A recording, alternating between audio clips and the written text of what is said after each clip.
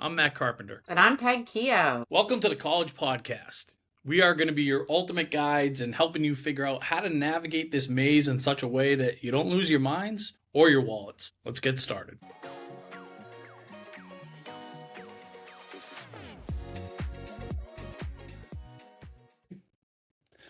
Hi, I'm Matt Carpenter. I am Peg Keough. Welcome to college.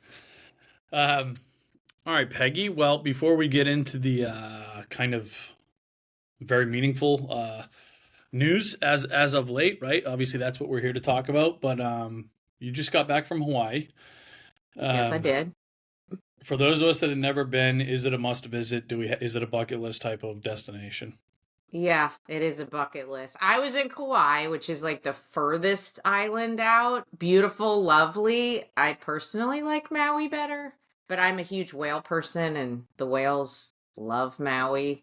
So that's a spiritual thing for me. But the islands, yeah, just visiting one of them in your life is a Yeah. cool thing. It's lovely. Yeah. Yeah, I definitely want to do it, but it's one of these things where being on the East Coast, there's just so many amazing tropical places that you have to fly over on the way there, and it's just quite a Yeah, commitment. So I know. we're Yep. determined to do it one of these days, but yeah, Yeah, that's well, growing up in Jersey, everybody went to the Caribbean, that kind of deal. Here, it was a 6 hour flight to Kauai. I mean, it's a yeah, serious flight from Seattle. So yeah, I can get to you, Carp, faster than I got to Kauai. So in right, right. Boston, yeah. So it's Yeah, you it's a won't make that serious mistake again. commitment for you Yeah. guys, even more than me. So, but yeah, huge endorsement. Well, welcome home. Sorry we had to fly you back early given this announcement, but that's that's duty calls. Duty Yes, a calls. lot So happening while I was gone. a lot happening. And to get to it, what are we talking about, right? The headline is that the Republican Party passed a bill, and I can read it in its entirety because it's not going to take too much of our time. Said bill says the Department of Education shall terminate on December 31st, 2026. So that is the headline. Now, obviously, there is just a lot to talk about with that, and that's again what we're going to unpack over the next however long we chat over this. But first, let me just talk to you just briefly about why I think we're in a decent position to talk about this and have some opinions. I would argue that our organization is kind of flown more missions in this space than maybe any organization out there, and specifically on all sides of the desk. Now, what do I mean by that? We've been through this, and I should also say, Peg, we should also remind kind of ourselves and everybody that we're just going to talk on the college piece. Obviously, Department of Education is really K through 12 and a lot more expansive than just college. We can only talk on the college stuff, right? That's That's where our our that's our expertise is. sweet spot. Yep. That's our sweet spot. But I would say, we just have a ton of experience from the student perspective, from the parent perspective, from the college financial aid office perspective, the college admissions office perspective, the enrollment offices, folks in legislature and policymakers. So and again, just in the private sector, right? For those of us that have worked with thousands of families, kind of again being on the front lines through this process. So again, just a ton of experience and from all different vantage points, I think helps qualify us. And I will say, in terms of having some proof of concept in the not too distant past here, if we look back, because I did this, Peggy, when there was these sweeping FAFSA changes that happened a couple of years ago and they got announced right away, and we made our kind of predictions collectively and individually as a team, we almost batted 1,000. I Yep. mean, I think if anything, we kind of undersold what shit show it ended up being, right? But we said, okay, this is going to be a problem for families with more than one kid in college. This is going to be a problem for divorced and separated families. This is going to be a problem for business and Business farm owners, owners. right? So again, we kind of nailed it. And I share that just to say that we're going to make a lot of predictions and we don't have a crystal ball. But I think that I'll be surprised if we're dead wrong about a lot of the stuff that we're thinking here. But Peggy, let me just hear what are your knee jerks? How are you looking at this? Just kind of talk me through where your head's at. I would say in general, all of the stuff that's happened since what was that, January 20th? whenever he was sworn in. None of it is super shocking to me. And then watching what's happened just over these last 2+ weeks, I know it feels probably to a lot of you like years because there's so much that's happened. Watch the patterns here. I mean, my talk track, my and I'm a parent that's been here, that's been in this situation. Like, try and stay level headed through this and take it in and realize you don't have control over a lot of this. But my take on this is look at what's happening here.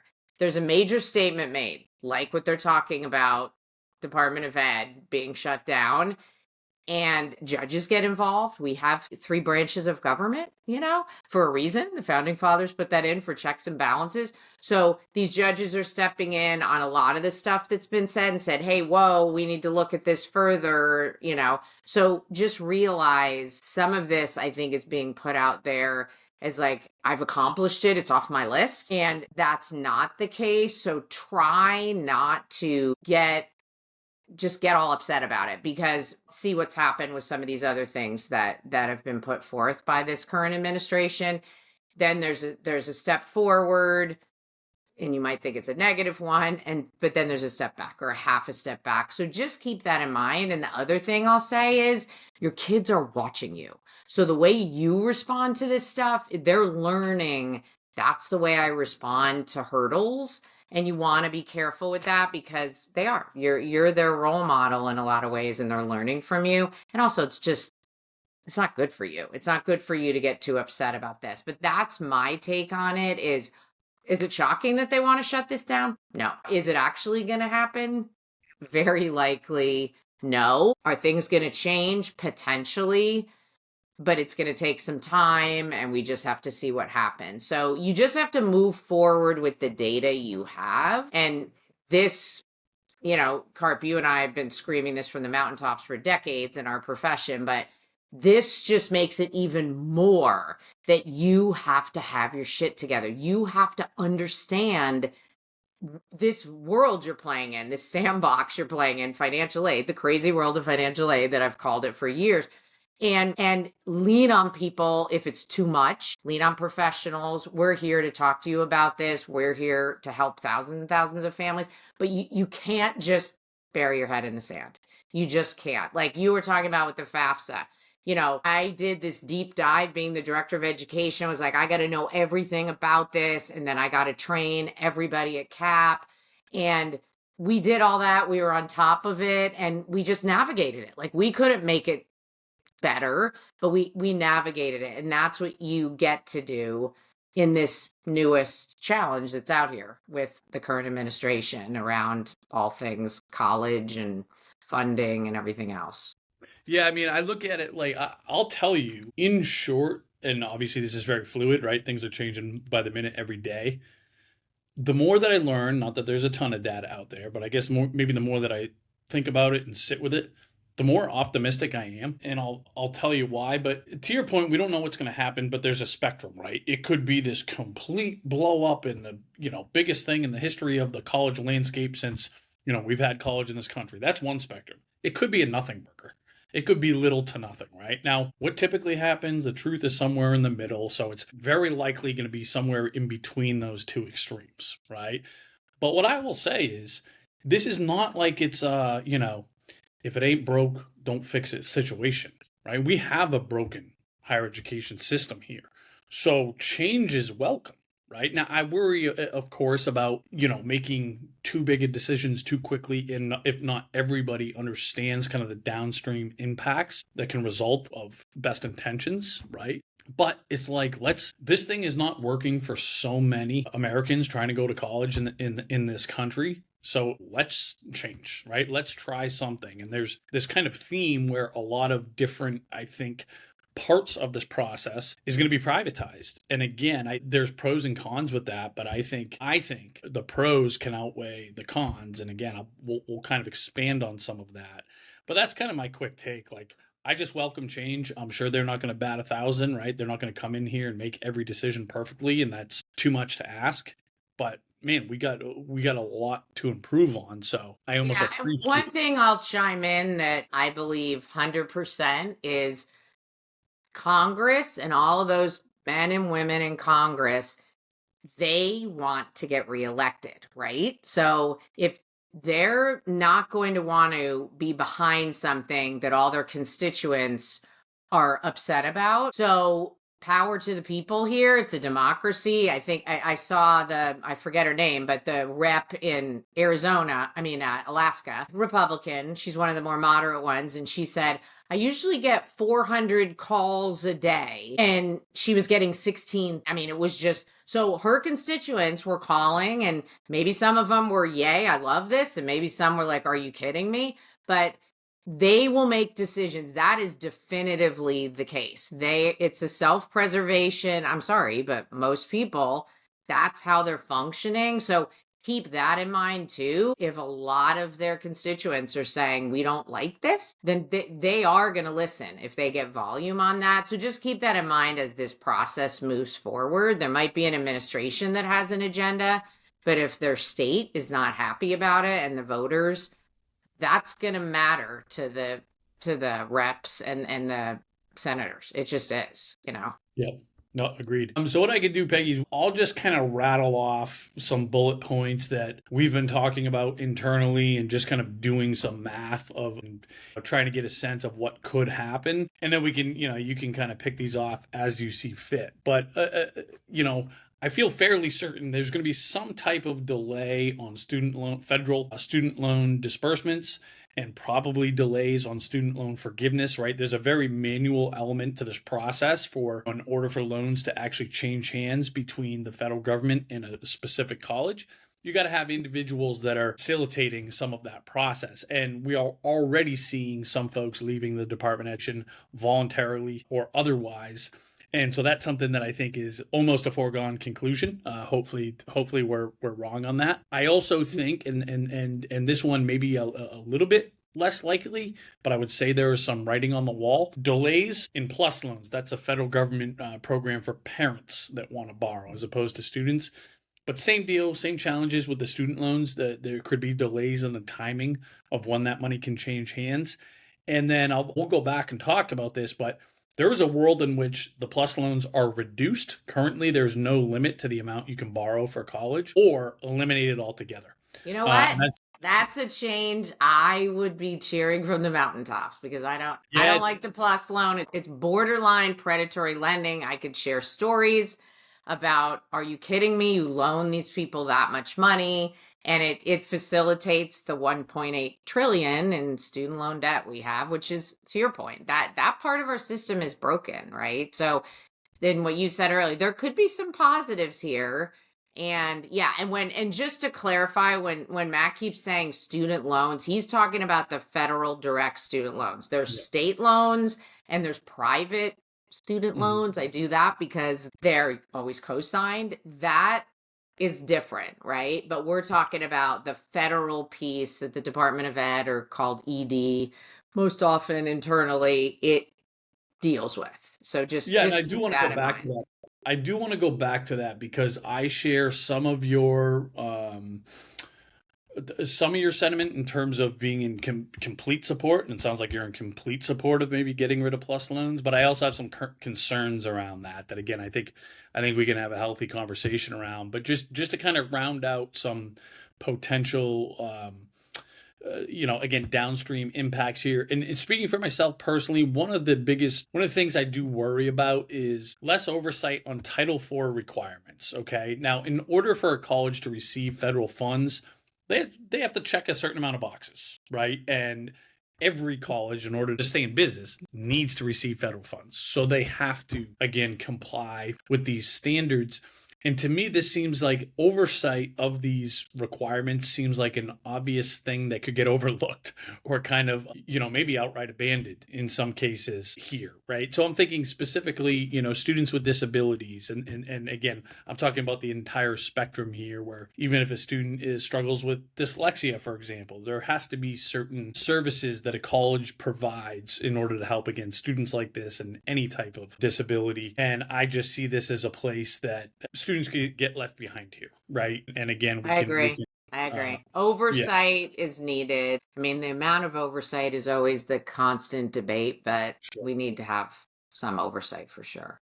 Right. And where, a lot of these DEI programs are shrinking or going away, et cetera. I also think that, I don't know this, but some of these type programs could fall somewhere under that umbrella. So again, maybe I could just see that happening at some colleges. There just being less support, right, for these students. And then another one that's interesting, and in order to qualify, part of the Title IV requirements, colleges have to have a net price calculator, which basically, this got implemented in 2011. Families that are interested in attending a college, the concept here, which is a very good one, obviously it hasn't really worked out this way in practice or in reality, but colleges have to provide a calculator on their website that says, hey, if you get in here, here's about how much your family would actually have to pay. Now, excellent concept in terms of the execution, not so much, right? So we would not be surprised if these net price calculators go away or get worse. And by the way, they're not in great shape to begin with. So again, this is just another thing that we could see, going by the wayside. And the last thing that I'll just say, and this is, I think, just again, speaking for myself here, and just to get back to, I don't think the sky's falling here. There's some immediate concern that Pell Grants are going to go away. That's free money for families that are essentially poverty level and below, or that federal direct student loans are going to go away altogether, which again is a very important resource, especially for those families that need it most and for students that have to get themselves through college. We have zero reason to believe that these programs are going to go away, right? So I think there's going to be some administrative headaches in terms of facilitation, but they're not going to go away. I don't think anybody, is intending for that to happen.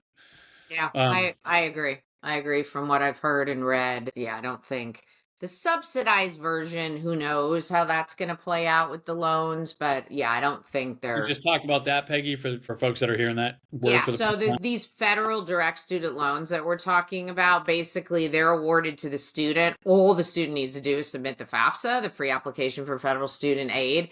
There's two different versions. There's a subsidized version, which means the government pays the interest until 6 months after graduation if you have need-based aid eligibility. Then there's another version that's unsubsidized, and I tell families all the time, like Bill Gates's kids can get unsubsidized federal student loans if they submit the FAFSA. The interest just starts accruing. So the subsidized is obviously a no-brainer, right? And if you have the need, you might as well take them. That's $19,000 over 4 years, so it's not going to pay most bills, but every little bit helps. But that's what I'm talking about. Is that something the government is obviously funding there? So could that go away? Maybe. I don't see that right away. It's there is some, like I said earlier, everybody wants to get reelected, and that's hurting a lot of Americans.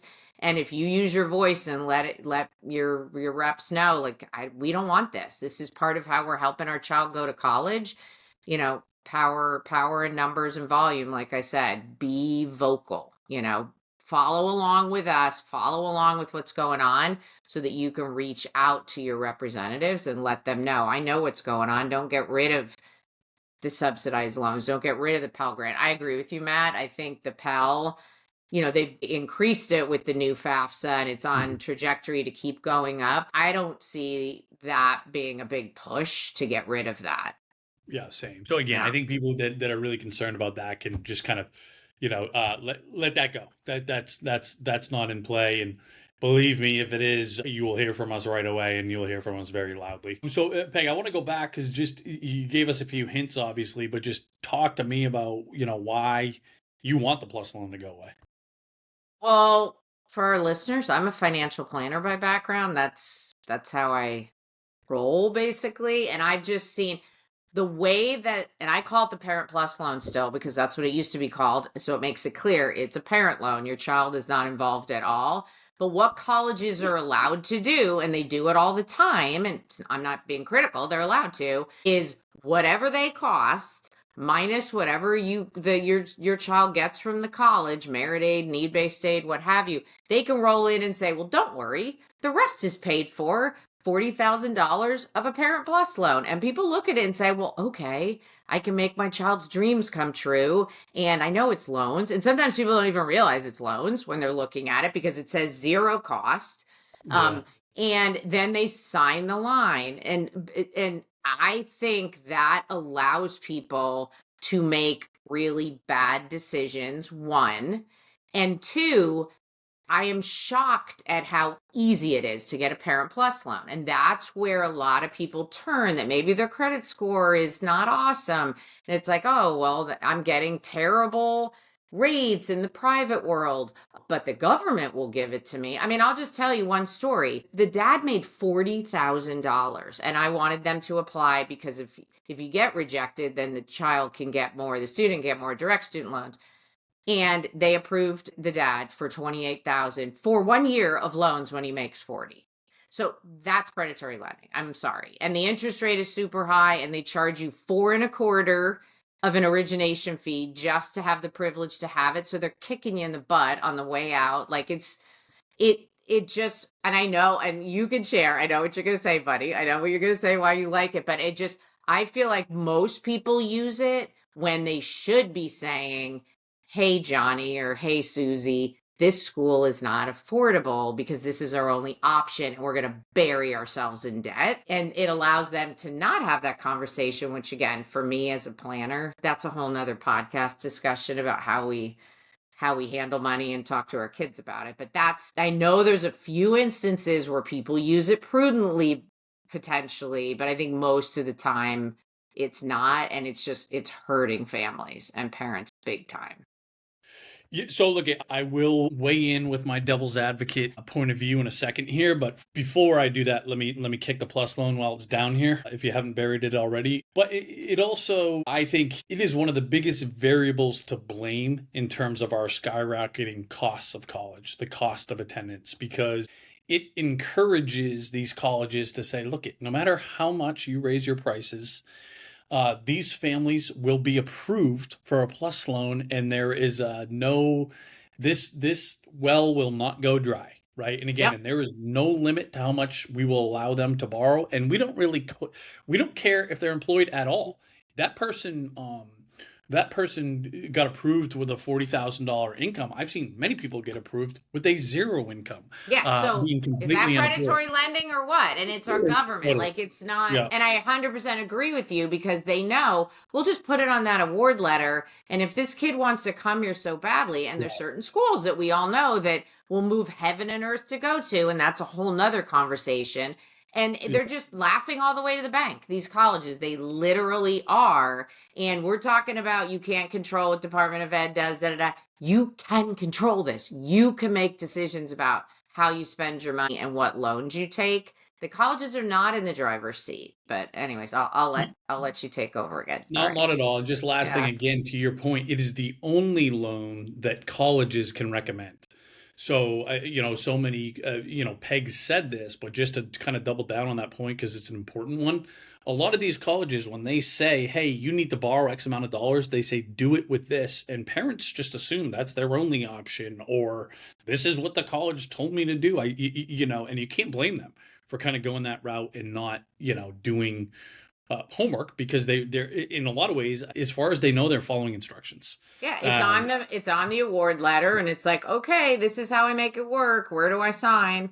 right. And that's what's happening en masse. And it's just really unfortunate, you know? Well, I'll tell you why I am some of the reasons I do like the plus loan. Number one, and again, uh, you can make an argument against this, and I know what yours is, Peggy. But just for some families, it is the only loan they can qualify for. Right? They want to send their kids to college. They get denied by the private sector. They get denied by the state, and they need to borrow money. They don't have another option besides a plus loan. It's the easiest one to qualify for. So for some families, it makes college possible.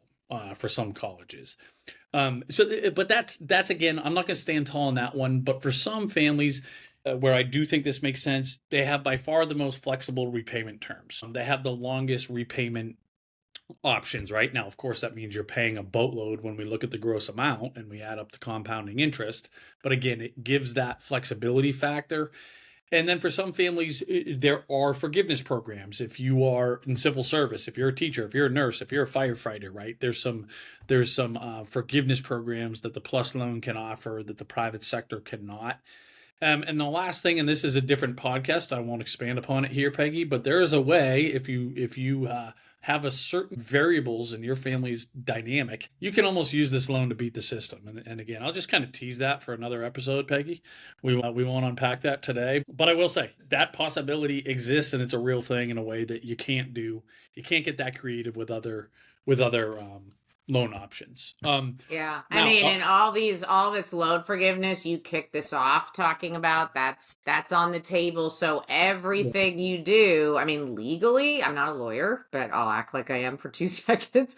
To me, if you sign something, the entity you sign it with should stand behind it. But you want to remember this is the federal government and they've got a shitload of resources, right? You're not going to be able to fight the federal government. So that's something to think about too. And loan forgiveness through many administrations has not been easy. I mean, you really have to have a lot of fortitude to keep pushing through on loan forgiveness because it's not like you just sign and then they magically do everything that they were supposed to do. I mean, people have fought and fought and fought to get through that process too with other administrations. So So I want to read you a quote here, Peggy, and this is from Betsy DeVos. I don't know if you've seen this or not. So she was the Secretary of Education. She wrote kind of an op-ed in response to this announcement, basically fully in support of it. I'd be hard pressed to find any dissenting opinions here, but I really latched on to these next couple of sentences. I want to get your reactions, and I have some of my own here. But she says, put the student loan program in the hands of bankers, not education bureaucrats, ideally at actual financial institutions or at a minimum under the purview of the Department of Treasury. The private sector in particular can offer better rates, terms, and quality than the federal government has proven capable of doing. This would also serve to curb runaway tuition increases, which have been fueled in no small part by the perception of quote unquote free government money. Did you get all that, Peggy? I got it. And I agree that there's definite room for improvement. The private sector has a whole nother set of issues. These guys are out to make money. And that's not a bad thing. I'm not saying that Yep. negatively. They're not like I always tell parents, the direct federal loans, the government's encouraging kids to go off and get more education. That's truly what that program is. The Parent Plus loan and whatever. You can argue whatever there.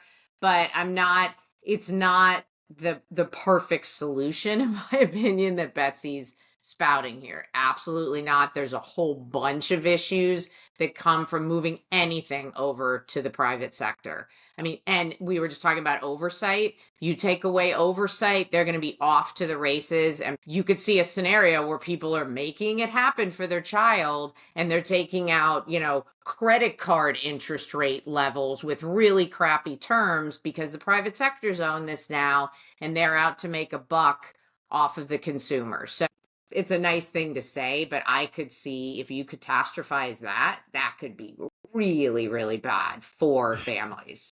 Much worse Yeah. than the Parent Plus loan that I am obviously not a fan of. Right. So I think it's really interesting to me, and I'm kind of intrigued by how much momentum goes into. I think she's talking specifically about loans, but kind of in the spirit of what she's saying here of like, hey, let's get the private sector involved, which is a lot. I think again is I'm okay with that theme. Like let's let the best, let's let the best kind of win out here. However, I think you are going to let a few more. A few more wolves in the hen house, or whatever that saying is. And again, on the optimistic side, it's like, hey, let these lenders compete with one another, and the consumers are going to benefit, and and ultimately win, right? Because there's all this competition in the private sector. My big concern here, especially with getting rid of the plus loan, is that I think one purpose that the plus loan can serve, even though the interest rates are insanely high at the moment, I think the private sector is somewhat tethered to that. And my concern is if it goes away, now the private sector may kind of look at each other, and maybe maybe the old boys clubs gives each other a couple winks, and they say, you know what, guess what? Let's make the minimum interest rates whatever, right? And because we don't have to Yeah. worry about competing with the plus loan. So I think you can make an argument to that going either way, and I just kind of have my fingers crossed, and I'm cautiously optimistic that it would work out the way that we would hope for consumers. But the other thing I will say here, and again, just in terms of this concept of allowing families to have access to the best solutions, something that we fight against all the time is that high schools will say, man, we love you guys. You guys are the best. We need all the financial aid and scholarship help and education and tools and resources we can possibly get. But we're only allowed to work with uh, nonprofit institutions. Okay. As opposed to, I want to give my parents and the students the best possible solutions, whoever that is. Who cares? I just want the best resources for my families. And that spirit I can get behind, right? Of Yep. let the best, again, let the kind of best solutions for the consumers rise to the top, whoever that is. So I hope some of that sentiment kind of creeps into some of the hurdles that we unnecessarily fight in our space. Yeah, it's that somehow we're dirty or something because we're a for profit. So I agree, and as I'm listening to you, because I openly listen, I do get that like the plus loan, the parent plus loan, it's out there, and the privates know. Well, if we go out of control here, that's always there. We know it's easy to get. It just needs to be, if you're gonna have the current setup, there has to be guardrails on how they're doing it and who and right now there just doesn't seem to be any guardrails. Just anybody can get it. And that's the biggest issue. But Carp, we've seen this over and over again where one of our families says, I have a great credit score and 800 and they're Yeah. offering me 12% interest rate. So the private sector isn't perfect either. It's not like, oh, you've got a great credit score, you're getting a sweet deal on interest. And if that's the only game in town, I mean, it'll be interesting to see how this goes. But yeah, just abolishing it, I think they'll move it. They won't abolish it like Yeah. USAID. They're moving it under the Treasury Right. Department, right or wrong. They'll do something like that. But there is a lot of waste in our government, tons of waste. And so some of this is like, all right, makes sense. But they need to bring people in that understand everything that ED does, because there's a lot of moving pieces, and if you just do this, get rid of that, fire, fire, fire, it's a mess, right? You've got Right. people doing really good, impactful work as a government worker, and all of a sudden they don't have access and they're Right. stuck. And then all of us are stuck. We're stuck helping all of you guys, and you guys are stuck trying to send your kid to college. So hopefully this is not the first thing that this administration has tried to do. Maybe they'll start seeing what's a better way for us to try and affect the change we want. So we'll see. We'll see So if their approach changes to trying to do this stuff. So obviously we're largely speculating here, right? I mean, we're all kind of learning in real time, and things are going to play out how they're going to play out. The time will tell where we were right, where we were wrong. But in any event, what's actionable for parents, for students, for educators? Like, if you're coaching up a classroom right now, and what are you advising, right? What should we be doing or not be doing as a I guess a family specifically getting ready to tackle this process and send their kids off to college. So you're asking me. Okay. Yeah. As I've always said for decades in this space, you need to understand how this works, right? That's the first thing. And if it's overwhelming and you don't understand it and you're not a numbers person, then get help, just like you do with other things in your life, right? But it's vital, because if you, what I call, drift through this, and this has been true since I started doing this work, you are screwing yourself. Like, there's so much money to be had. There's so many great colleges. There's so many great options for your children, not just one school. I will say that to this whole audience 100%. But you got to understand it. If you just drift along, your child is likely not going to have the best outcome for when they start their next chapter. You're likely not going to have the best financial outcome as parents or guardians, and your child isn't going to have the best financial ending because they're going to be buried in whatever amount of debt, co-signed and direct student loans. And believe me, like, we all get it. Like, starting life with six-figure debt, you can't start. Like, it's overwhelming, and nothing is constant in life, right? The computer engineers that were getting out making megabucks, all of a sudden sudden they're all getting laid off and it's hard for them to find jobs. Like nothing is a constant. So, again, I'm a planner and I probably need to plan a little less than I do. That's my thing to deal with, but you can own that part. You can understand that part and get the help you need to do it. It'll relieve your stress some, and then vis-a-vis, it'll do it for your kids and your whole family life and the whole bit. And I say that from speaking from experience. I have twins, and of course I inherently did that because that's my thing. It wasn't my husband's thing, and he did parts of this that weren't my thing, and we just kind of owned it. But you don't have to. You don't have to. That's why I exist. That's why Matt exists. Because we saw this and we were like, holy moly, this is something people need. And as these things happen that we're talking about today, they need it more. You guys need it more and more. So Well, just and also, so I mean, we share, very similar philosophy around this and kind of what the takeaways are. But another reason why I am, again, kind of cautiously optimistic here is because I'm hoping this is another just data point that can get more students, specifically more parents, right, more families to just take accountability, right, and have some agency in this process, right? Because so many people say, well, there's nothing we can do, right? It's just palms up, hands in the air. College is so expensive and student loan rates are out of control. And and it's the government and it's the colleges and it's Wall Street. And guess what? They all do have some onus in our problem here. There's no doubt about it, those three entities. But guess who else does? The consumers, those of us that are going to college and sending their kids to college. We're the ones that chose to go to the college. We're the ones that signed a promissory note promising to pay that money back, right? I'm just hoping that we can just kind of take this as another maybe wake up call to say, oh, wait a second, colleges are $100,000 a year. Wait a second, the federal government loan is basically 10% if I need to borrow. Wait a second, they're getting rid of the Department of Education. I better start paying attention here, right? Because nobody's really coming to the rescue. I have to take accountability myself. I don't get to just say, we'll figure it out, because we all know how that ends. And it ends in $1 trillion in debt, right? So to me, that's a good thing. Take accountability, get involved, pay attention. We're all over this. We this is our passion, truly. Again, so just don't put your head back in the sand and just continue to stay engaged, and you're going to have a successful end result if you do that.